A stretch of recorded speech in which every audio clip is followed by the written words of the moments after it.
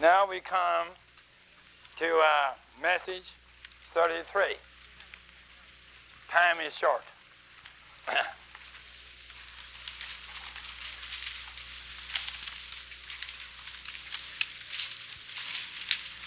We ask Section A to read to us just these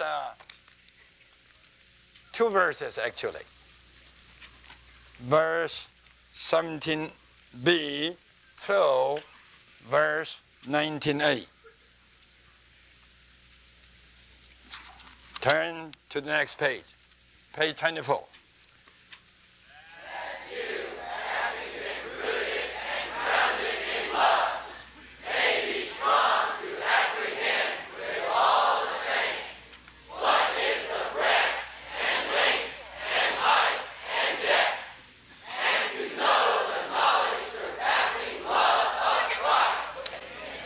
I think we all better read it.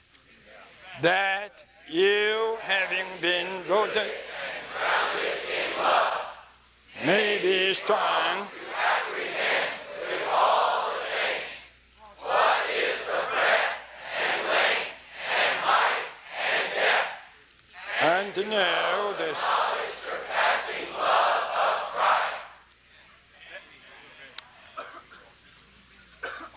By reading these few verses, I believe we will realize that Paul's writing in verse 18 is not so complete. He says, may be strong to apprehend with all the saints what is the breadth and length and height and depth of what? Of what? You see, it is not complete. So some scholars say Paul was too excited. Excited to an extent he didn't do a complete job in his writing. If we were there, we would check with him. Brother Paul, what is the breadth and length and height and depth of what? See? What is the breadth and length and height and depth of what? He missed this phrase of what? And I do believe it should be of Christ. Right? May be strong to apprehend with all the saints what is the breadth and length and height and depth of Christ. Otherwise, what would you guess? The breadth, the length, the height, and the depth of what? Some translations render this way, of the surpassing love of Christ. That way. But that is too far up, because after this, in verse 19, you have and to know. See? And to know. That means and joins these two infinitives. Number one, to apprehend and to know. That you may be strong to apprehend and to know. Right? So, the breadth and length and height and depth should not be of the surpassing love. It should be something else. And what else? That should be Christ. Now, we need to spend some time on these two things to apprehend the dimensions of Christ and to know the love of Christ. The dimensions of Christ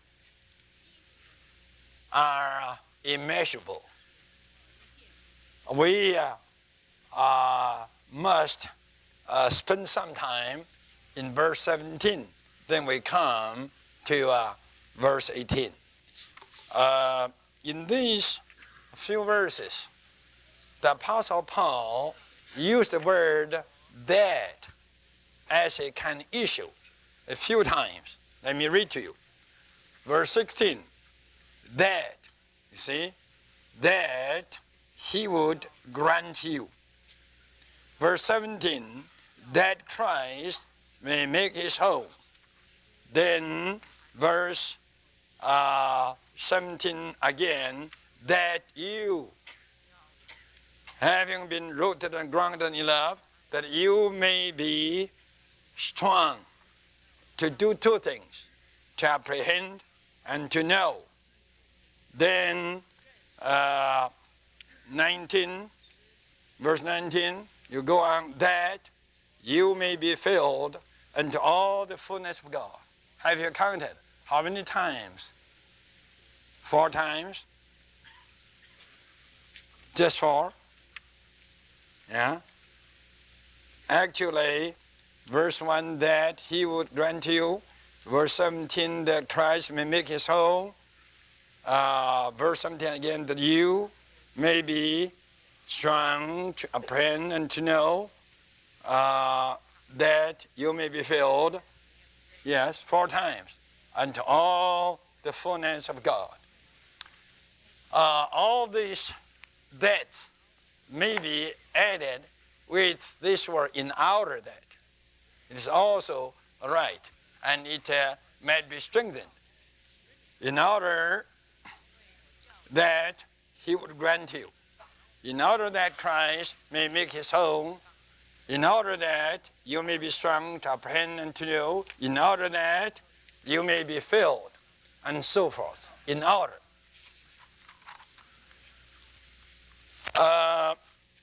There is some debate among the teachers to interpret these 4 phrases, in order that, in order that, in order that, in order that. We have to look into it. The first, in order that, is the result of the Apostle's prayer, right? The Apostle says, I bow my knees unto the Father, in order that, right? I bow my knees unto the Father means I pray. I pray for you that in order, right? I pray in order that. So here, this is the result. In order that he would grant you to be strengthened. The granting of the Father that we may be strengthened is the result, right, of the Apostle's prayer. Then he would grant you to be strengthened into the inner man in order that Christ may make his home in your heart. So this is the result of the strengthening, right? The making of his home by Christ is the result of our being strengthened. Then, after this, that Christ may make his home in your heart, that you, here, the teachers hold different opinions. Some say these 2 deaths go in parallel.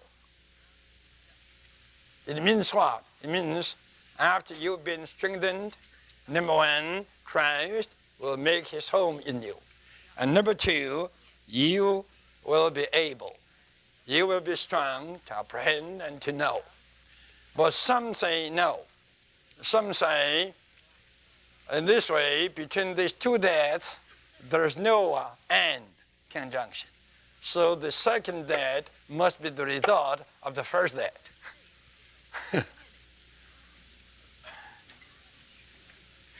In other words, the second death is the result of the second death, of the first death. And the third death is the result of the second death. And the fourth death is the result of the third death. You have four deaths here. And every death signifies a result. The first death is the result of the apostles' prayer. Right? Then we got strengthened. And then the second death is the result of our being strengthened. And the result is that Christ may make his home in our heart.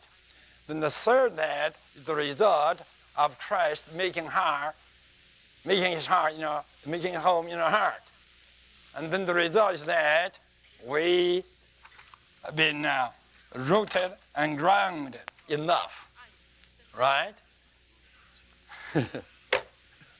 That also we may be strong to apprehend and to know. Then you have the fourth death, the fourth result. That is, we will be filled unto the fullness of God. Well, I think it is quite complicated. It's quite complicated.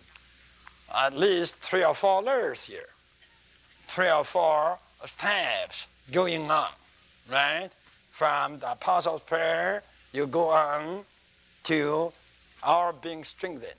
From our being strengthened, you go on to Christ making his home in our heart, right? From this step, Christ making his home in our heart, you go on to the apprehending and the knowing. Then from here, the apprehending and the knowing, you go on to what? To the feeling. To be filled unto the fullness of God. Okay, it is in these steps that we apprehend the dimensions of Christ, and we know the knowledge passing love, the love that surpasses knowledge. So it is here in these 4 steps, 4 or 5 steps, right, that we apprehend the dimensions of Christ and the love of Christ. I would still spend some time to be with you to take these 4 or 5 steps. First of all, I'd like to check with you. On what step are you now? Yeah? On what steps? I think I better take easy.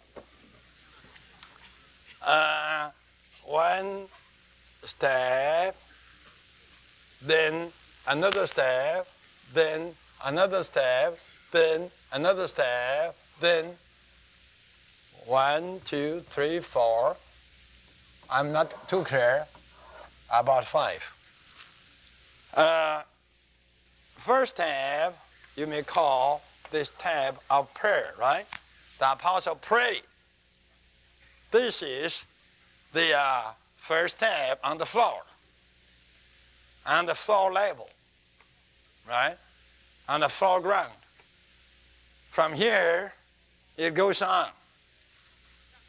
The Apostle Paul prayed that we may be strengthened. So here is strengthened, right? Strengthened. It's terrible. We may be strengthened. Strengthened into the inner man. What is the result of this being strengthened? Christ, right, making his home, huh? Okay. Christ making his home in our heart. Then from here, the third step, you go on to what step? That we may be strong, right? Strong to apprehend, right? Apprehend. I just apprehend and what? To know, right? To know. To apprehend the dimensions and to know the love. Then we get on the last step. What is this? And this is to be filled, right? To be filled. To be filled, not with. King James used the wrong preposition. It is the same Greek word as translated into, but here should be into. Into here means the result. To be filled into all the fullness of God. Now, we will have a message on this. The next message, it means tonight, we will be on, you look at your outline, 34, to be filled into all the fullness of God. So, we have to wait for that time, we will get on this last step. But now I can tell you, the fullness of God is just the expression of God.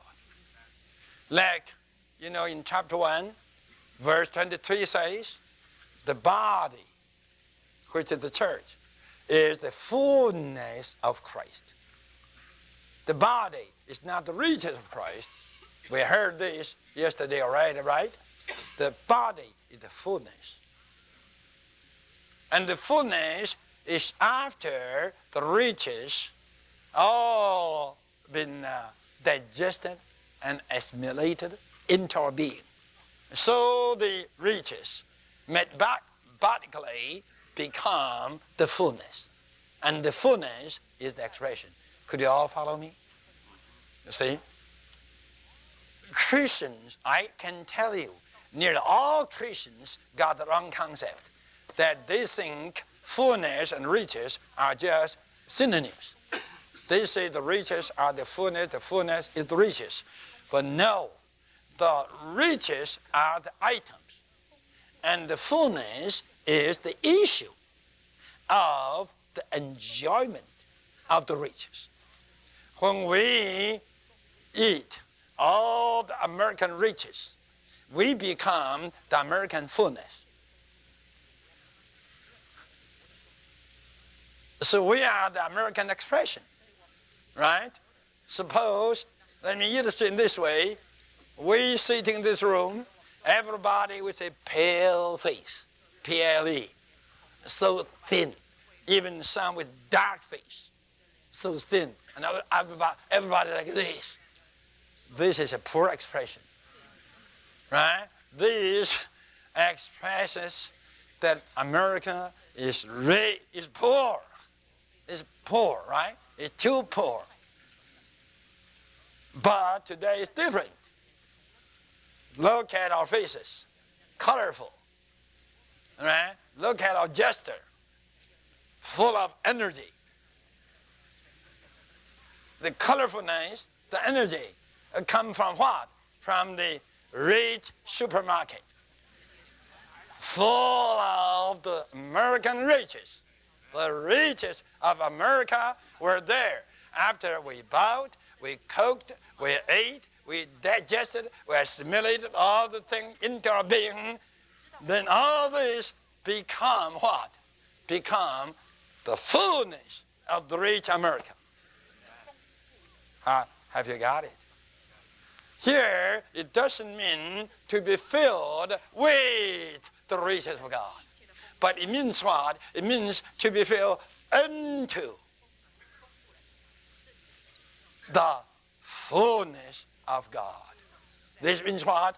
to be filled, resulting in the expression of God. So it is no joke. From this type of prayer goes on and goes on and goes on and goes on until we arrive at what? We arrive at the expression of God. I tell you, this is the church. The expression of God today is what? Is the church, which is the body, the fullness of Him that fills all in all. I tell you, the fullness of God is just the fullness of Christ. Am I right? Which is the body. And the body is constituted with what? Don't forget, with enjoyment of all the riches of Christ. So, in this chapter 3 of Ephesians, you have the constitution of the church. The church is revealed, is fully covered in chapter 1 and 2. But I say again, in chapters 1 and 2, you don't have the practical constitution of the church. The practical constitution of the church is in chapter 3. Right? Here you have a pattern. You have the leading one. How he received the revelation. And how he, what? He took the riches of Christ. And how he enjoyed all these riches. And how all these riches have been methodically and constitutionally, right, wrought into his being, making him a part of the body. And all the following apostles and prophets must be the same. So the church is constituted. Am I right?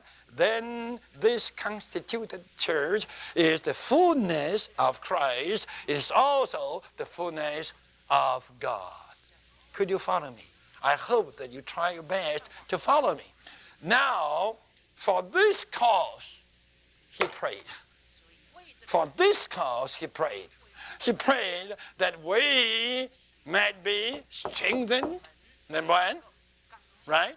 Strengthened with all our whole being into the inner man. Then the result of such a strengthening is that Christ will make his home in our heart, to occupy, to possess, to saturate, to permeate our whole being with himself. We will be filled with Christ. In other words, we will be filled with all the riches of Christ. Then we'll be strong. Strong to apprehend one thing, the dimensions of Christ, and to know one thing, the knowledge, passing love of Christ. Then what? I said, then we'll be filled to such an extent that we become the expression of God. That is the fullness of God. You must see this stairway with all the steps. Then you can see on one of the steps we need to know two things. We need to apprehend one thing, and we need to know another thing.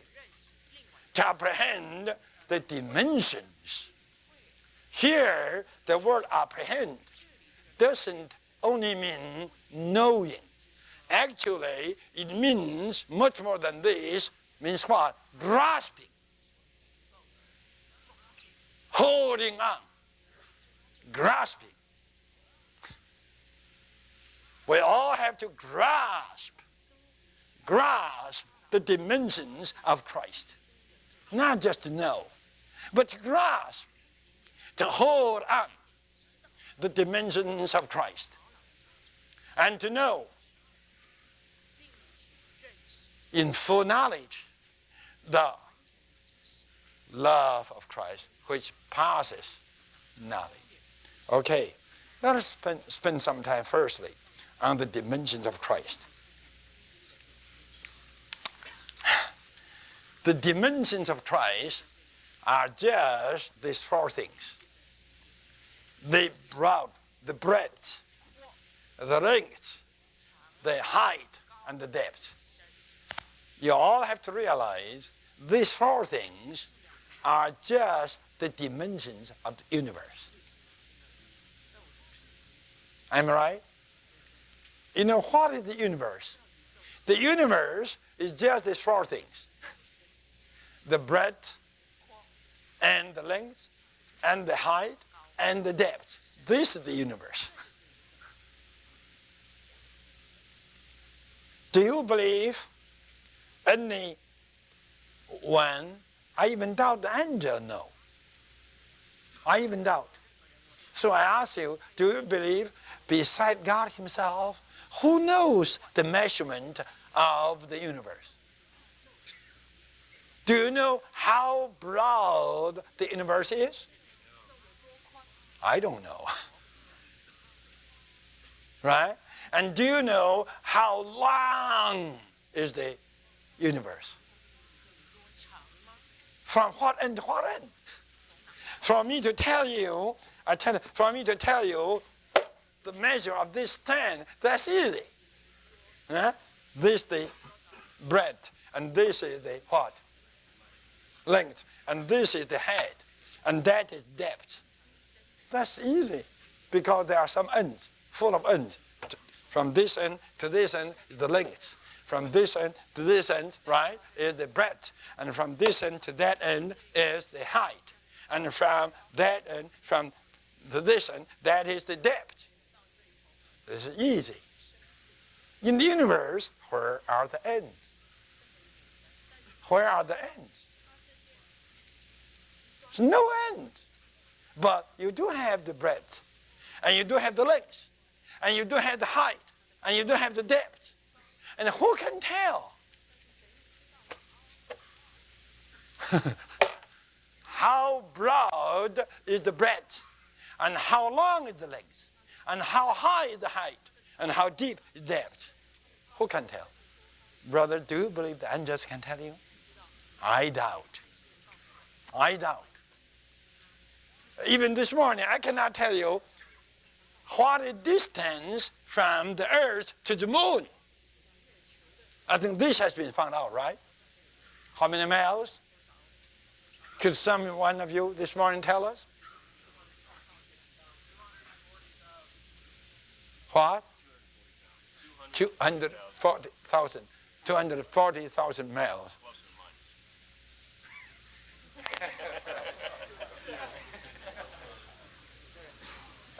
Because there are two ends.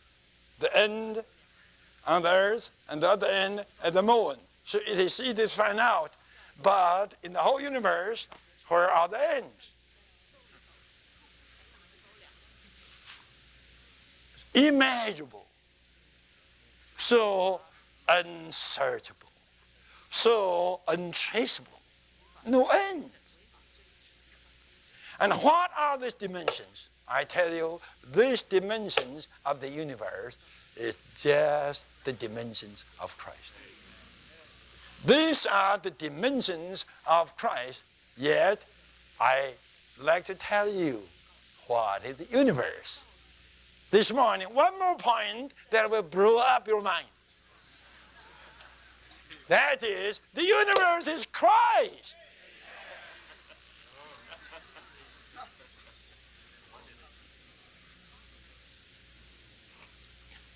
In passive sense,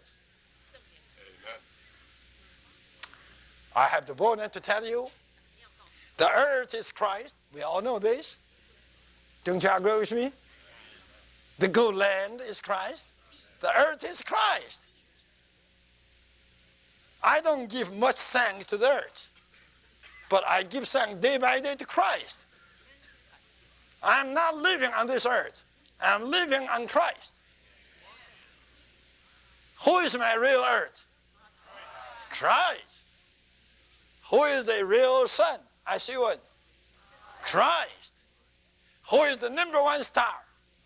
Christ. Now, who is the universe? Christ. Have you ever heard this? Ha, ha, ha, ha. Have you ever heard that Christ is the universe? No. You may check with me, brother, where's your ground in the scripture? I tell you, my ground is Ephesians, what? Ephesians chapter 3, verse 18.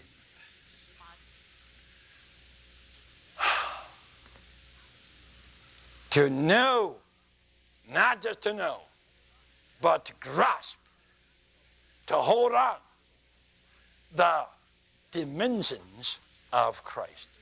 And these dimensions are just the dimensions of the universe. Now you understand in chapter 1 that says what? The fullness of Him that fills all in all. Even in chapter 4, next week we will see. This Christ, in order to fill all, He descended to the lower part of the earth. And then from there, He ascended to the highest in the universe. You must realize the real universe is Christ. If you don't believe me, I tell you, when we will all get into the new heaven, new earth, and living in the new Jerusalem, we will say, Lord, now we know you are our universe. Amen. You are our universe. Now, the dimensions are what? Are immeasurable. So I cannot talk about it. I don't know. But from our experience, I know something. This is what I'm going to tell you. You know, our experiences of Christ are firstly not vertical, but horizontal. You didn't have any experience of Christ vertically, but horizontally. From the breadth to the length.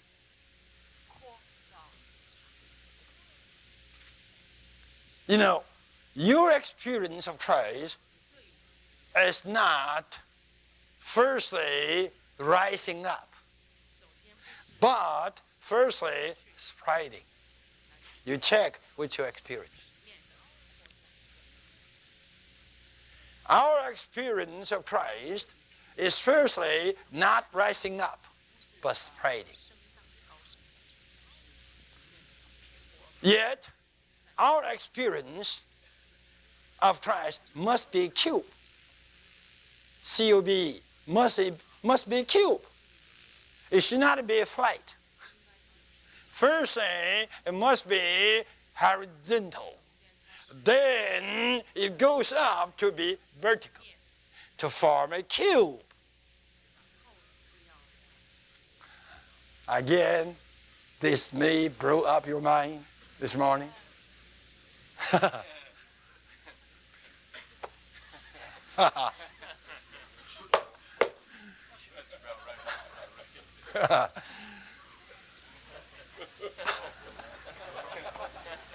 But anyhow, I can challenge on you that you have to go back to check with your experiences. I'm pretty sure when you would check with your spiritual experience, you will find out. Firstly, your experience of Christ not rose up, but spread.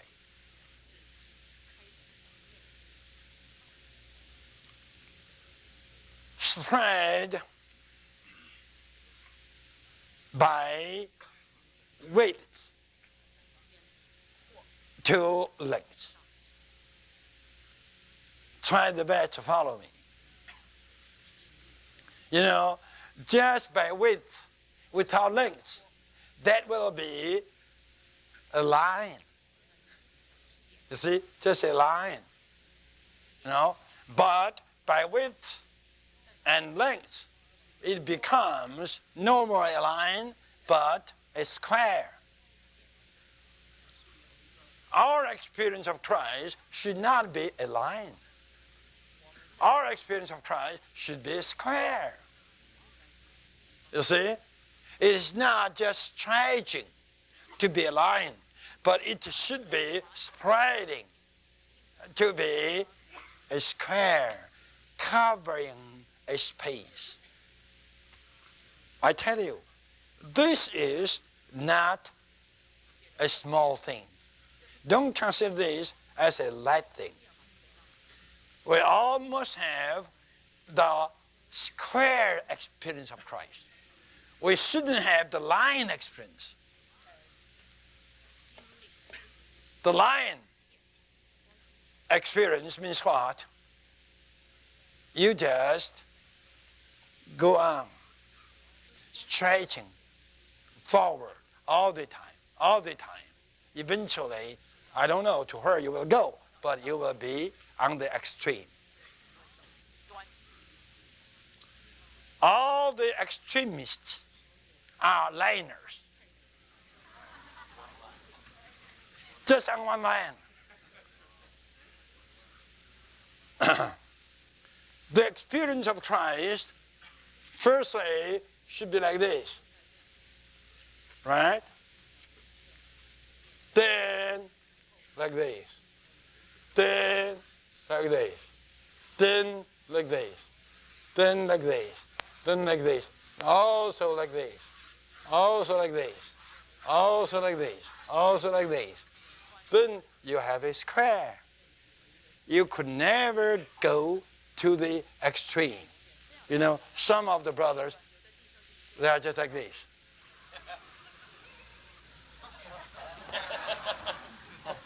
Just like a snake.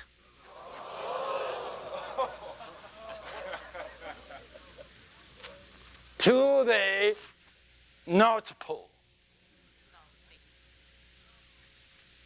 I am altogether not joking. Even in the past short time, if you would have a look, you could see some are too far. Don't go too far.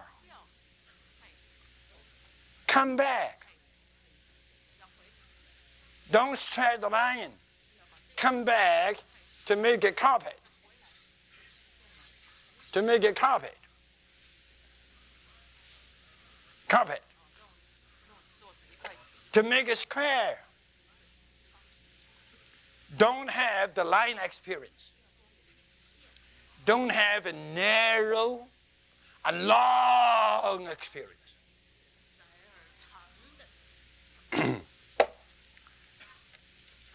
You may say, Brother Lee, what do you mean? All these funny talks. All these funny talks you like to give us. We never heard this kind of thing in Christianity.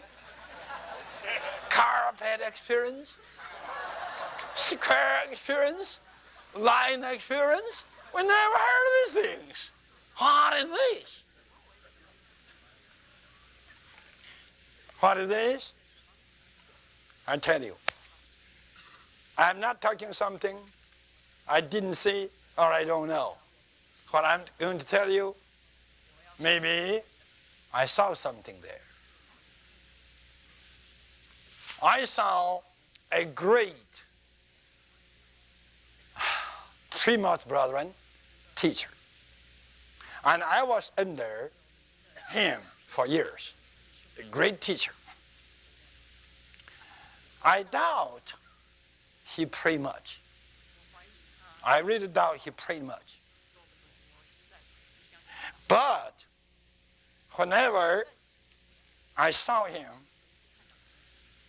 he had a very worn out Bible. The Bible is worn out. Full of notes. Full of notes.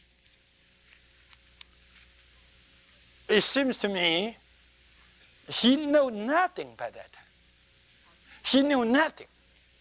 Just reading, taking notes, reading, and taking notes. I tell you,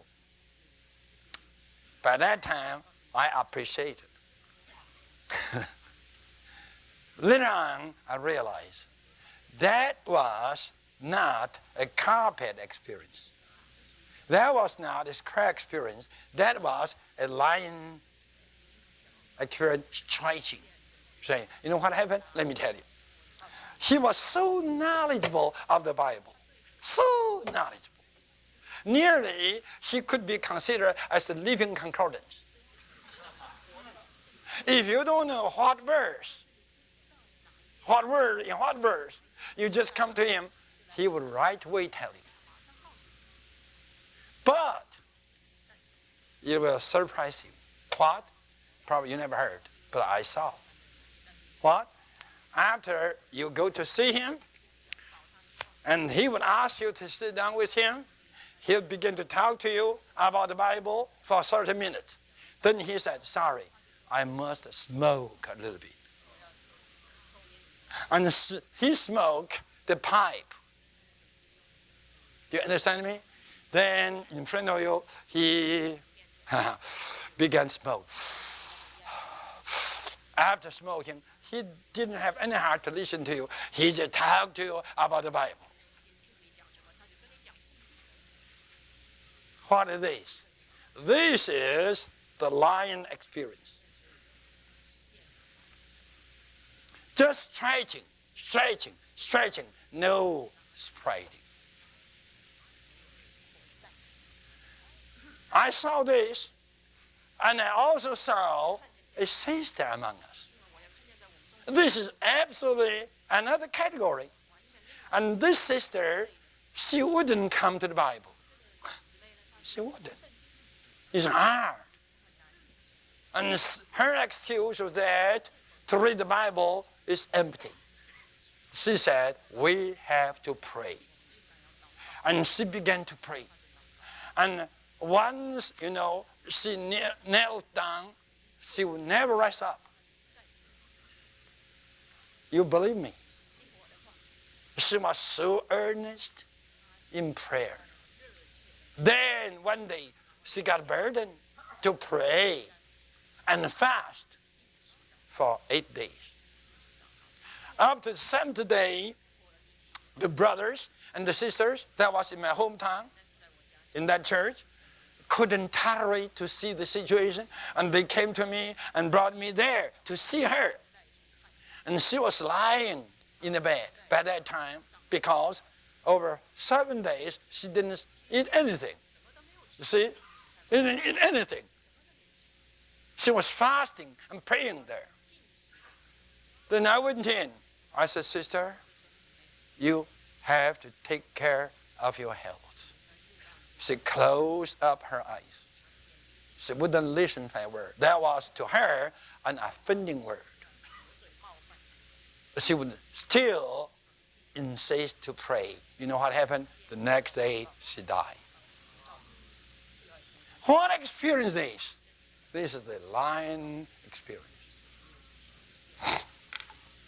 In the past few years, among us, there were some lion experiences leading to the extreme, eventually leading astray.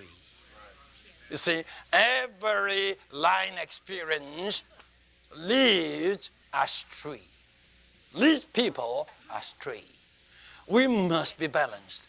Yes, we need to study the Word. At the same time, we need to pray. Yes, we need to pray, the more the better. Yes, still, we need to be balanced by studying the Word. Then, another extreme, I can give you a lot of lion experiences. I think just within maybe year or half a year, many of you heard, we don't need to go to the meeting. We just stay home. We just stay home. I like to stay home with the Lord. I like to stay home to have a good time with the Lord. Well, to stay home, to have a good time with the Lord, nothing wrong. But don't stretch it. Don't make it a line. And this line will bring you either to the South Pole or the North Pole. You see? Come to the meeting to get a balance. To get a balance. But sorry to say, not too many, good. Not bad. Because not too many, few. They just have to come to the meeting. They don't like to stay home. You see, even to come to the meeting may be a stretching line. Not too many, but I believe at least among all the churches, maybe 2 or 3. Meeting line stretchers. They just like to come to the meeting. In their Christian life, nothing. No prayer, no study of the Bible, no home time to enjoy the Lord. Just meeting, come to the meeting. Whether there's a meeting in the hall or not, they still like to come to the hall.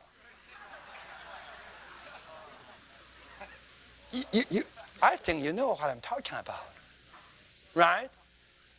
We are so easy to have the line experiences. We don't like to have the carpet experiences. We don't like to have the experiences just like this. You know? Like this, like this, like this, like this. That means what? That means we need to be balanced. To be balanced in many ways. To have the breadth, also to have the length.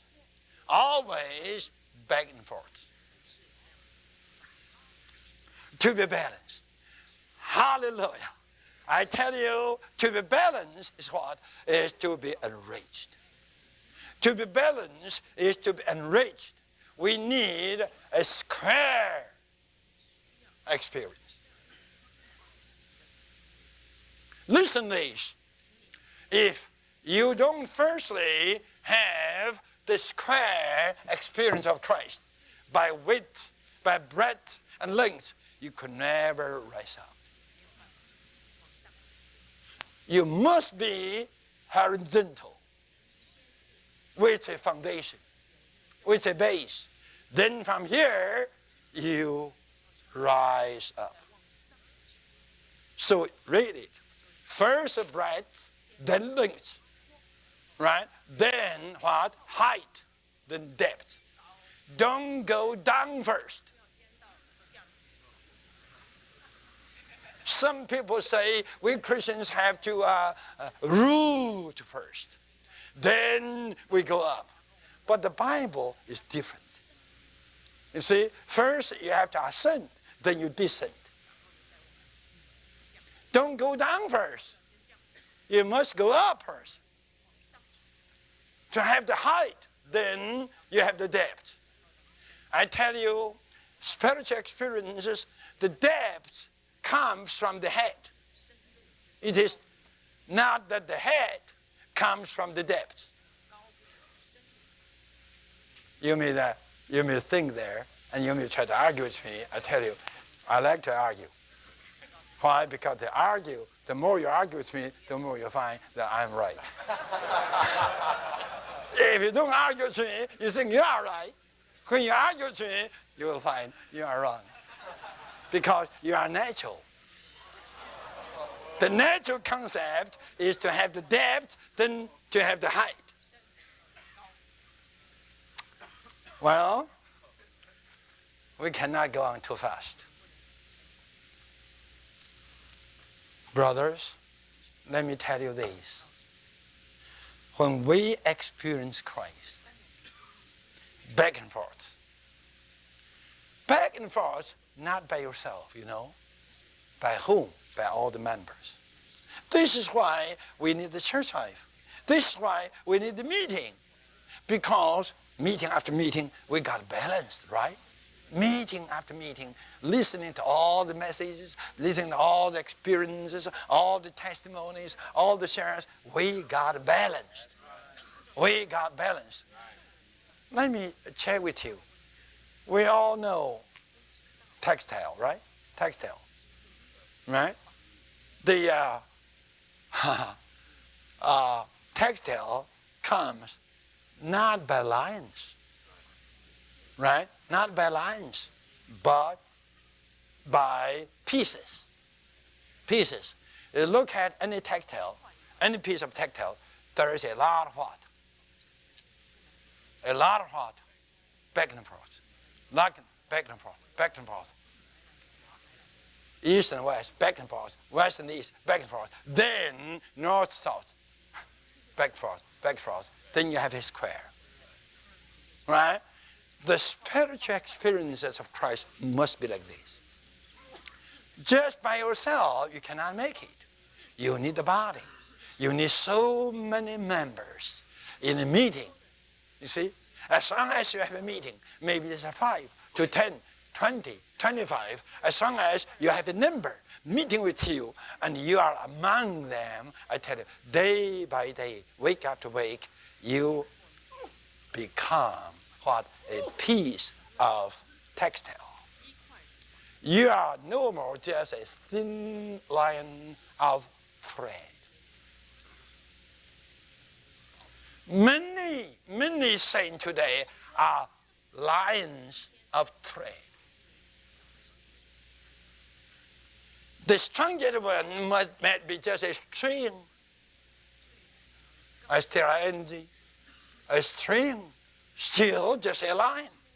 But what is needed today is not a thread, nor a string, but a piece of textile with a lot of balances, back and forth. Am I right? Okay, listen this.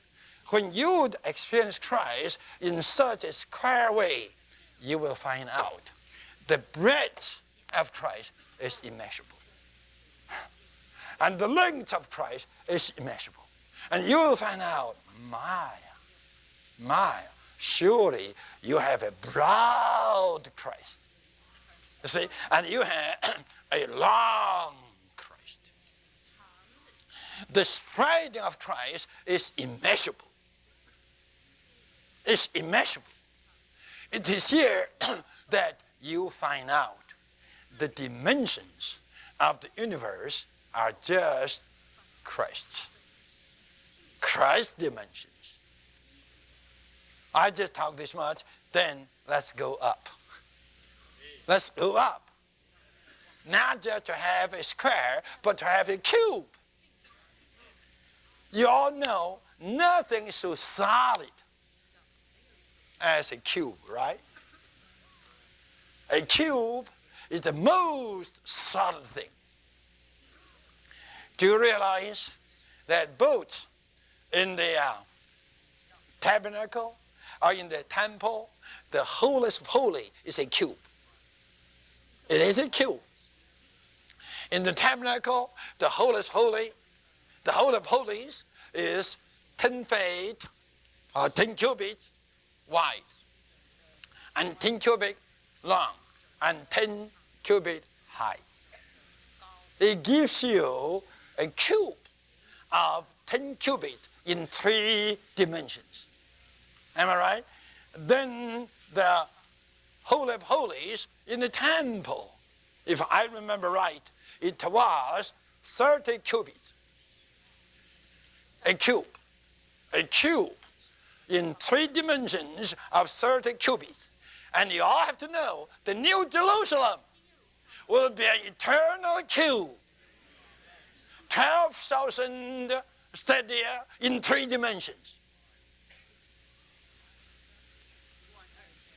I have to tell you, the whole church must be a cube. And your experience of Christ must be a cube.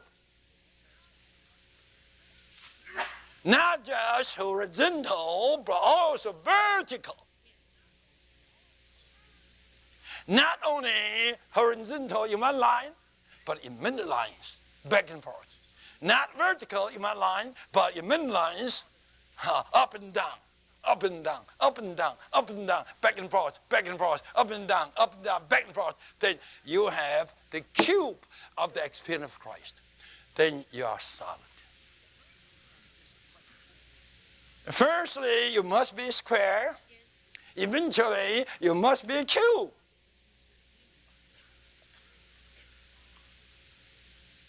This is all what I can say this morning. You take this word and go back to get you into your experiences, you will find this is needed. I tell you, when we become a cube, we can never fall. And we can never be broken. A cube. I'm so happy that I do believe the whole universe is a cube. That's Christ. Christ is the universal cube. Then the Holy of Holies in the tabernacle was a cube. The Holy of Holies in the temple was a cube. And I tell you, the whole New Jerusalem in the new heaven, new earth will be a cube. And how about the church? The church is not a line. It's not a string, not a thread, but a cube.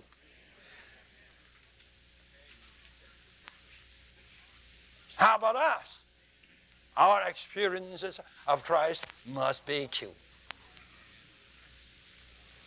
A lot ups and downs. A lot of backs and forths. Then we have the cube.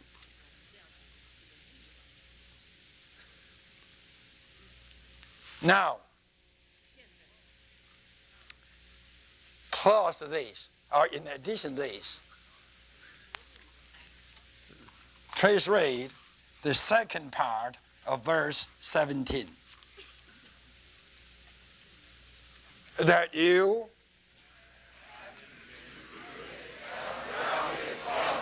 see, here the Apostle Paul added something. That you may be strong. But in between, in midst of this, he added something. Having been rooted and grounded in love. You just tell me what it is. You tell me what it is. I'll tell you, this is to take care of the matter of life and the matter of building. You see, to be rooted, this is a matter of life in roots, right? Rooted for the growth in life. And grounded. Grounded for what? Grounded for the building. Why the Apostle Paul was saying that you may be strong to apprehend and to know, while he was speaking this, he wedged in. He can shout. He wedged in. And the shout was that rooted and grounded in love. Rooted for growth and grounded for building. I tell you, his indication was to show us whatever we here experience of Christ is for life and building. This is for life and building. When we have Christ making his home in our heart, that we may be strong to apprehend his dimensions, and that we may be strong to know his knowledge passing love. At this moment, life must be here, and building must be here. Whatever we experience here is for life and building. And this is all together in love. In love. And this is not our love. This is divine love, realized by us and practiced also by us. It's a divine love we received, and now we practice the divine love to love the Lord and to love one another. In such a love, we are growing in life. And in such a love, we are building, right, in life. So here, life and building are both indicated, that we may experience Christ. Just for this growth and building, there is the body. The salt is too deep here, and the salt is too profound, yet the indications are so clear. I just can say this much. Then you may say, Brother Lee, to be rooted doesn't mean to go down. To be grounded doesn't mean to be down. I tell you, this natural concept, you check with your experiences. Whenever you grew up, then you are rooted. This will brew up your mind again. But anyhow, you check with your experience. It is not that you rooted, then you grow up. Logically speaking, it is this way. But experientially, it is not this way. It is when you grow up, you root.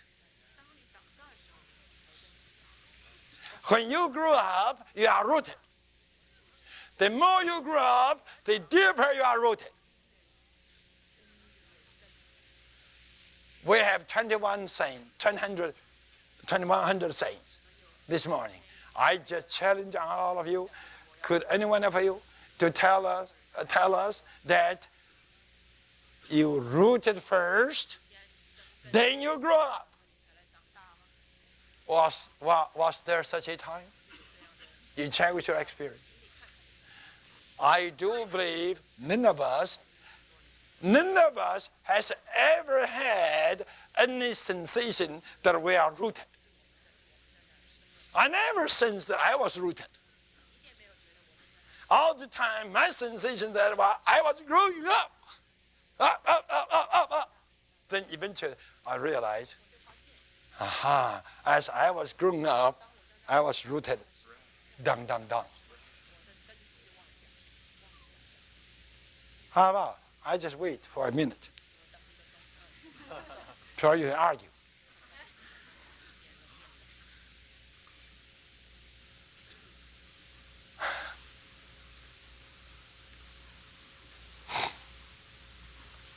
We are growing. While we are growing, we are being rooted. We are building. While we are being builded, I tell you, we are grounded. This is the right way. So up and down, not down and up. And now, just this much, then we go on to the second thing, to know the love that passes knowledge. Here we say, knowledge passing love. Yet, we can know it. This one, I tell you, this one short word is contradicting. It says to know, and it says knowledge passing.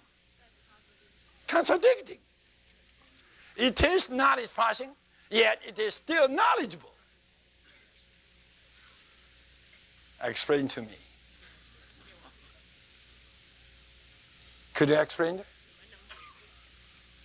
Is the love of Christ knowledgeable or knowledge passing? Both. In what way?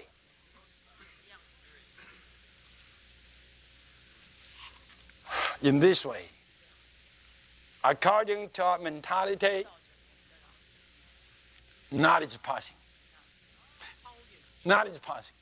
Our mental cannot make it to know the love of Christ. It is all knowledge passing to our mentality. It passes the knowledge of our mentality. But in our spirit, by experience, we know. We know. We know the love of Christ is just as himself, immeasurable. Immeasurable. Don't think the love of Christ is a part of Christ. It's something belonging to Christ. The love of Christ is just Christ himself. And this is why this little portion of the word bothered so many translators. They all considered love of Christ is just Christ himself. So it's quite okay to say the dimensions of Christ are just the dimensions of his love, because his love is just himself. Right? The love of Christ is just himself. Christ is immeasurable, so his love is knowledge passing. Yet, in our spirit, we can know. Right? We can know. In our spirit, it's knowledgeable. We can know. Not by just knowledge, but by experience. Well, I don't know how you feel, but I think this morning, in this second session, I have touched two things that I cannot say anything about it. What are these two things? The dimensions of Christ, how can I say it? And the immeasurable love of Christ, how can I say it?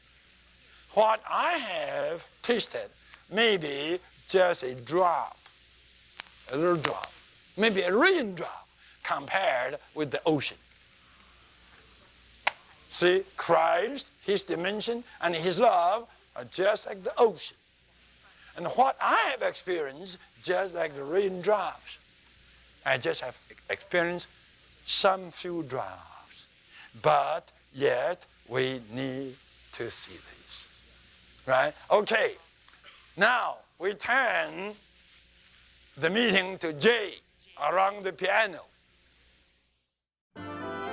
If you enjoyed this video, please like, share, and subscribe. Follow us on social media or visit our website for more from Living Stream Ministry.